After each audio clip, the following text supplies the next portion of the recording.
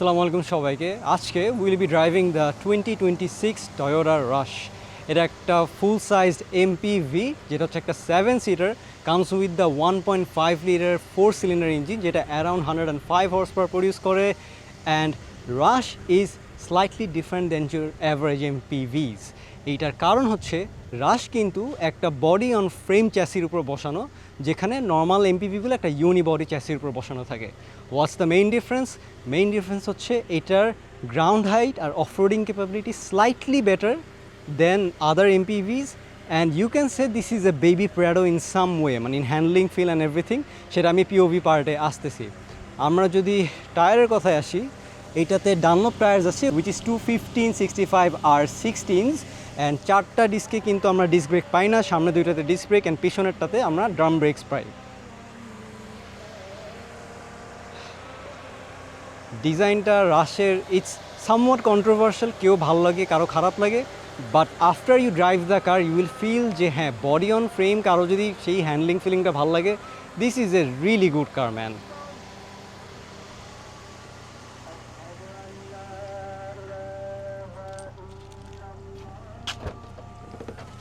ট্রাঙ্কে যদি আমরা আসি, দেখতে পারবেন এটাতে 6টা সিট উঠায় রাখার পরেও কতখানি জায়গা থাকতেছে। So this is definitely much more than other MPVs. ভেলোজেও এটার থেকে অনেকখানি কম ছিল। এখানে আমার ব্যাগটা ইজিলি আমি রাখতে পারতেছি, দেন আমি আরও কিছু জিনিস রাখতে পারবো। অ্যান্ড কেন জানি আমার রাশে জায়গা আমার ইভেন ভেলোজের থেকে বেটার লাগছে, ওভারঅল 7টা সিটের জায়গা। হ্যাঁ, দেখতে পারতেছেন দ্য গ্রাউন্ড ক্লিয়ারেন্স। রাশের গ্রাউন্ড ক্লিয়ারেন্স কিন্তু অনেক অনেক বেশি অন্য এমপিভির থেকে। যেহেতু বললাম এটা হচ্ছে একটা বডি অন ফ্রেম চ্যাসির উপর বসানো, রাইট? আমরা এখন মিড রো সিটসে দেখি কি অবস্থা। সিটগুলো দেখবেন যে সিটগুলো কিন্তু ক্লথ সিট আসে, প্রিমিয়াম। আপনার কিন্তু এটাতে লেদার সিট আসে না। হ্যাঁ, সো আমরা যদি গাড়িতে বসি, দেখবেন এগুলো প্লাস্টিক। এটা হোয়াইট কালার দেখলেও মনে হচ্ছে এটা কিন্তু লেদার না, এটা কিন্তু প্লাস্টিক। অ্যান্ড দেখতে পারতেছেন যদি আমরা 7টা সিটের মতো অ্যাডজাস্ট করি নি, মি বিং এ 6'2" গায়ে, আমার তাও লেগ স্পেস অলমোস্ট 1 ইঞ্চের মতো জায়গা আছে।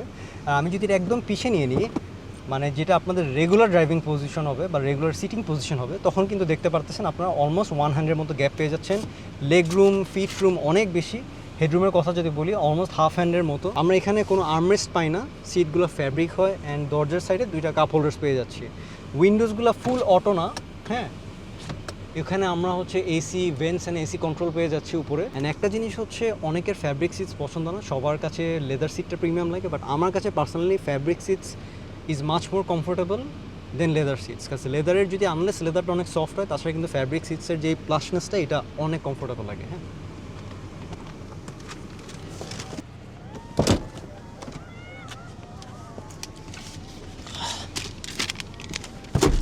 আমরা যদি পিছনের সিটে যাই একদম থার্ড রোতে, তাইলে দেখতে পারতেছেন যে আমি মোটামুটি বসতে পারছি। I can move my legs around. এখানে আমরা একটা কাপ হোল্ডার অ্যান্ড ফোন রাখার জায়গা পেয়ে যাচ্ছি। অ্যান্ড হ্যাঁ, it's cramped but not that much. হ্যাঁ, মোটামুটি এখানে আপনারা কমফোর্টেবলি বসতে পারবেন। উপরে যেহেতু ভেন্টসগুলো আছে, সো আপনারা পিছে যদি বসেন আপনাদের খুব একটা গরম লাগবে না। অ্যান্ড যদি বলি যে কনজাস্টেড লাগে কিনা, একদমই না। এখানে গ্লাস আছে বড়, এবং মাঝখানে 2টা গ্লাস অনেক বড় দিয়েছে, যে কারণে কিন্তু মোটামুটি ভিজিবিলিটি ইজ ভেরি নাইস। হ্যাঁ,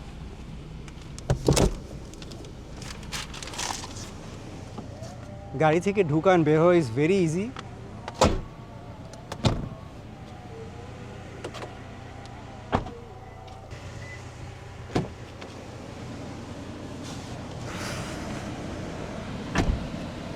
আচ্ছা, সো আমরা কিছু জিনিস বলি, সেটা হচ্ছে ইন্টেরিয়র কী কী আছে। আমরা স্টিয়ারিংটা দেখতেছি পলিইউরেথিন দেওয়া, এটা কিন্তু লেদার না। সাইডে এটা প্লাস্টিক, সব প্লাস্টিক এখানে। ইভেন স্টিচিংটা এটাও ফেক স্টিচিং, এটাও plastic. Everything you see is plastic. হ্যাঁ, সো এখানে যদি আমরা দেখি একটা ছোটো গ্লাস বক্স পাচ্ছি, এখানে ছোটো ছোটো কাপ হোল্ডার্স বা বটল হোল্ডার্স বলা যায়, এটাকে রাখতে পারবেন আপনারা এখানে। অ্যান্ড এই গাড়িতেও কিন্তু আপনারা একটা নতুন জিনিস দেখবেন যে বাংলাদেশে ফার্স্ট টাইম টয়োটা বাংলাদেশ এখানে ওনার্স ম্যানুয়াল দিচ্ছে। এখন পর্যন্ত আমি কোনো গাড়িতে এই ওনার্স ম্যানুয়ালের জিনিসটা দেখিনি। সো এখানে আপনারা যারা গাড়ি কিনবেন, তারা এই পুরো বইটা পড়ে এক্স্যাক্ট মেনটেন্যান্স কীভাবে নিতে হয়, তারা কিন্তু আপনারা এটা প্রপারলি শিখতে পারবেন। আচ্ছা, তারপরে হচ্ছে এখানে একটা প্লেয়ার ডিভাইস পাই আমরা। এখানে আপনার অ্যান্ড্রয়েড অটো বা অ্যাপেল কারপ্লে আপনারা ইউজ করতে পারবেন। হ্যাঁ, অ্যান্ড স্টিয়ারিংটার কথা যদি আসি, স্টিয়ারিংটা কিন্তু বোথ ওয়ে অ্যাডজাস্টেবল না, এটা জাস্ট উপর নিচ করা যায়। অ্যান্ড আপনি একটা গাড়িকে যত বেসিক ভাববেন এক্স্যাক্টলি এখানে জাস্ট বেসিক ছাড়া তেমন কিচ্ছু নাই। রাশের দুইটা ভ্যারিয়েন্ট হয়, একটা হচ্ছে মিড আর একটা হচ্ছে আপনার প্রিমিয়াম। এইটা হচ্ছে মিড ভ্যারিয়েন্টটা, এটা হচ্ছে 4790 পড়তেছে প্রাইস, অ্যান্ড হচ্ছে যেটা প্রিমিয়াম ভ্যারিয়েন্ট সেটাতে কিন্তু 4990 পড়তেছে। হ্যাঁ, সো আমরা স্টার্ট করি এখন।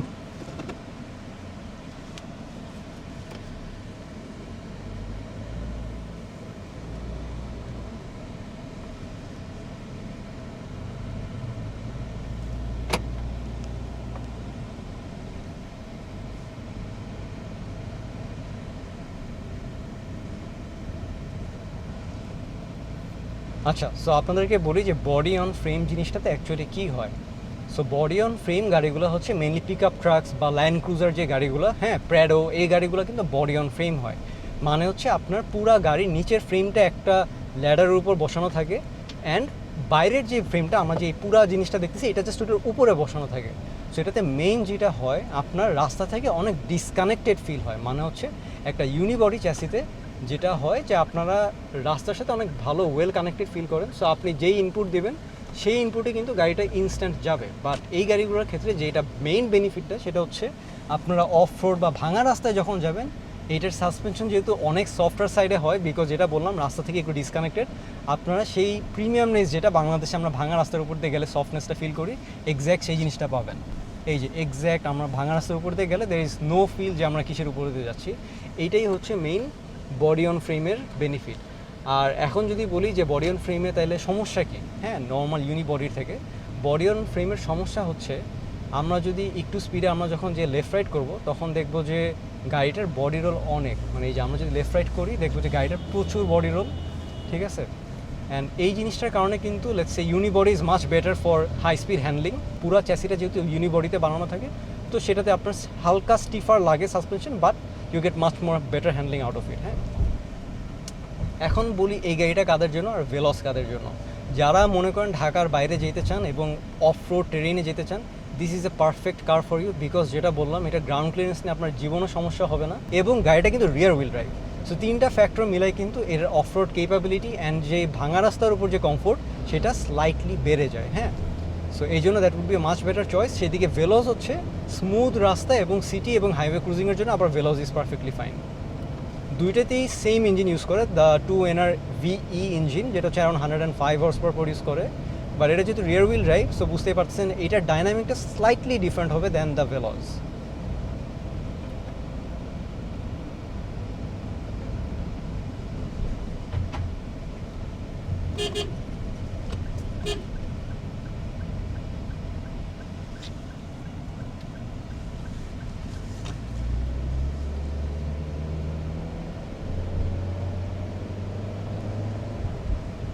আর একটা ডিফারেন্স হচ্ছে যে ভেলস কিন্তু আপনার একটা CVT ট্রান্সমিশনে আসে, কিন্তু রাশ কিন্তু 4 স্পিড অটোমেটিক ট্রান্সমিশনে আসে। হ্যাঁ, আমরা যদি গিয়ার লিভারে তাকাই এখানে দেখতে পারবেন আমরা কিন্তু D পাচ্ছি, 3 পাচ্ছি, 2 and L পাচ্ছি, মানে বেসিক্যালি 4টা গিয়ারই আমরা পুরো ম্যানুয়ালি কন্ট্রোল করতে পারতেছি। হ্যাঁ, সো আমরা যদি এখন রাইটে যাই সো এটা থার্ড গিয়ার, দেন আমরা যদি নিচে যাই দ্যাট সেকেন্ড গিয়ার।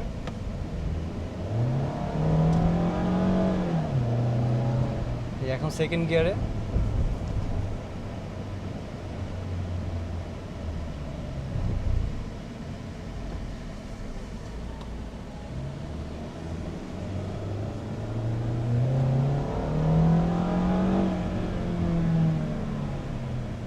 এই ইঞ্জিনটা অনেক বেশি রেভ হ্যাপি। সো অ্যাকচুয়ালি রেভটা শুনে মনে হচ্ছে যে লাইক স্পোর্টস কার চালাচ্ছেন আর সামথিং লাইক দিস।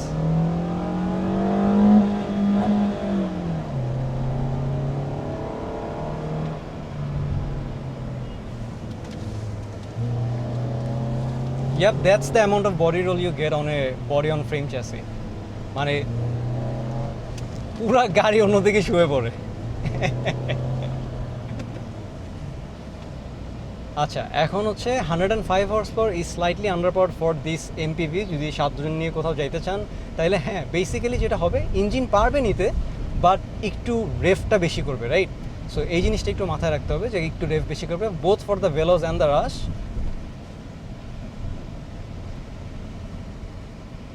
বাট টয়োটার 2NR VE ইঞ্জিনটা কিন্তু it's very very reliable, already proven in technology. So এটা নিয়ে কারো চিন্তা করা লাগবে না। অ্যান্ড যেহেতু এটা হাইব্রিড না বা ওরকম কোনো ইয়ে না, সো বেসিক্যালি খুবই রাফ ইউজ করার মতো একটা গাড়ি।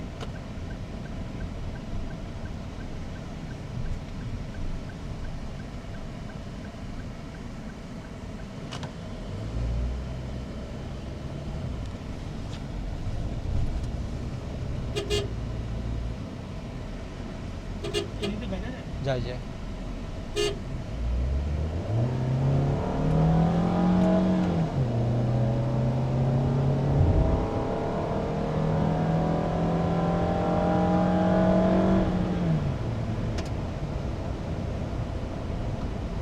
ওয়ান মোর থিং ইজ, যেহেতু বললাম যে বডি অন ফ্রেম অ্যান্ড হচ্ছে গাড়িটা একটু ডিসকানেক্টেড ফিল হয়। আরেকটা জিনিস হচ্ছে, আপনারা যদি কেউ প্র্যাডো চালায় থাকেন, আপনারা দেখবেন যে যদি ব্রেক প্যাডেল প্রেস করেন, নর্মাল গাড়িতে ব্রেক প্যাডেলটা যতটুকু প্রেস করা লাগে তার থেকে কিন্তু অনেক বেশি প্রেস করা লাগে প্র্যাডোতে, রাইট? সেম এই গাড়িটার ক্ষেত্রে অনেক বেশি প্রেস করা লাগে, দেন গাড়িটা অনেকখানি নিচে শুয়ে যায়, বিকজ যেটা বললাম বডি রোলের কারণে। সো আমরা হচ্ছে এখন এই ভাঙা রাস্তাতে দিয়ে একটু নামবো নিচে, কোনো প্রবলেমই হওয়ার কথা না। ইয়াপ, এতখানি অ্যাপ্রোচ অ্যাঙ্গেল থাকার পরেও আমাদের কোনো প্রবলেম হয় না। Yup, easily. অ্যান্ড এই যে ভাঙা রাস্তা, রাইট, কোনো সমস্যাই নেই। অলমোস্ট ফিলস লাইক এ প্র্যাডো, মানে এত soft suspension because of the body on frame, যেটা বললাম। অ্যান্ড এই যে এরকম ভাঙা রাস্তায় আপনারা ইজিলি একটু স্পিডেও যাইতে পারবেন। যেমন দেখতেছেন আমি অলরেডি 20 অ্যান্ড অ্যাবভ যাচ্ছি এরকম ভাঙা রাস্তায়। এইটা হচ্ছে মেইন বডি অন ফ্রেমের বেনিফিটস।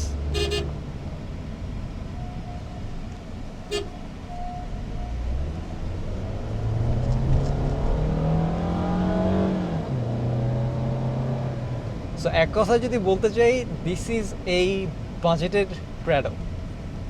অফরোড ক্যাপাবিলিটিস ওভাবে নাই, বাট যদি আমরা বাকি সব কিছু মানে তুলনা করি, যে as a 7 seater and slightly off-roading capabilities, হ্যাঁ, দিস ইজ এ বাজেটেড প্র্যাডো। এখানে প্রতিদিন রাস্তা এত চেঞ্জ হয়।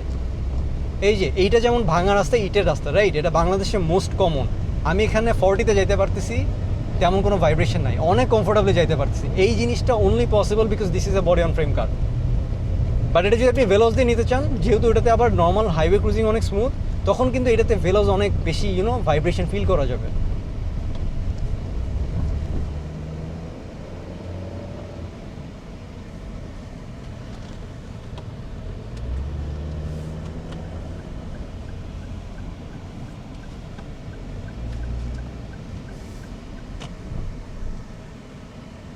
আচ্ছা, এই যে রাস্তা, মানে আমার রাশের ব্যাপারে কনসেপ্টটা একটু ডিফারেন্ট ছিল, বিকজ আন্ডার পাওয়ার্ড ভেহিকেল, তারপর আবার rear wheel drive, like it doesn't make sense. But যখন আপনি পুরোটা ফ্যাক্টর ইন করবেন, এটার চ্যাসি, এটার মানে রিজিডিটি, তারপর হচ্ছে মজার কথা হচ্ছে এটা কিন্তু ফুল বডি অন ফ্রেম না, এটা কিন্তু একটা হাইব্রিড সিস্টেম ইউজ করে। সো এটার কিছু part body on frame and কিছু পার্ট আবার বনকক বা হচ্ছে ইউনিবডি। সো দুইটা যখন মিলায়, so you get the best of both worlds, যে হ্যাঁ, আপনি অফ রোডেও অনেক স্মুথ পারফরমেন্স পাচ্ছেন এবং আপনি হাইওয়েতেও স্মুথ ক্রুজিং করতে পারতেছেন। This is a really good thing for this car. But interior and everything যদি কথা বলি, হ্যাঁ, ইট ফিল স্লাইটলি চিপার। হ্যাঁ, একটু প্লাস্টিক ম্যাটেরিয়ালগুলো একটু বেশি।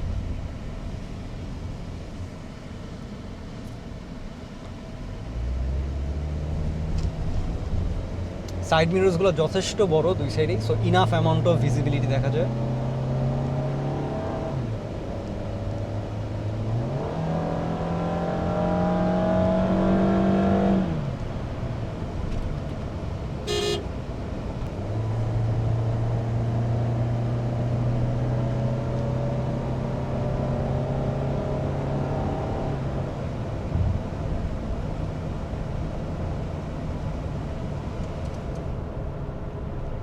আমরা 80-তে যাচ্ছি অ্যান্ড উইন্ড নয়েজও কিন্তু সেরকম নাই এই গাড়িতে। মানে এত উঁচু একটা গাড়ি হওয়ার পরেও যেটা এক্সপেক্টেড যে উইন্ড নয়েজ একটু বেশি পাওয়ার কথা, বাট উইন্ড নয়েজ কিন্তু তেমন একটা নাই। যেহেতু আজকে অনেক গরম, সো এসির বাতাস এতক্ষণ বেশি ছিল।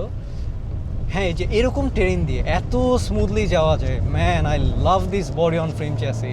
খুবই counter intuitive from a car enthusiast, but যেহেতু বডি অন ফ্রেম গাড়ি ইউজুয়ালি আপনারা ড্রাইভ করবেন না, রাইট? সব সময় তো আমরা ইউনিবডি চ্যাসি ড্রাইভ করি, দ্যাটস ওয়াই এরকম গাড়ি ড্রাইভ করে is something different.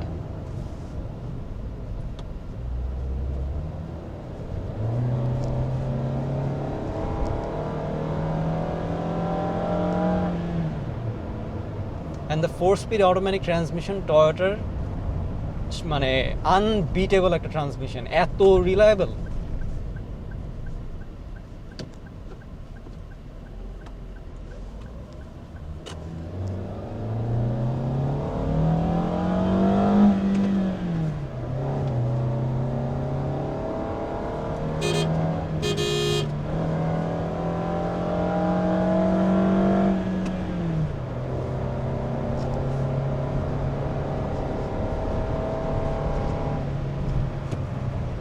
So just like that আপনারা 4টা গিয়ারই ম্যানুয়ালি কন্ট্রোল করতে পারতেছেন।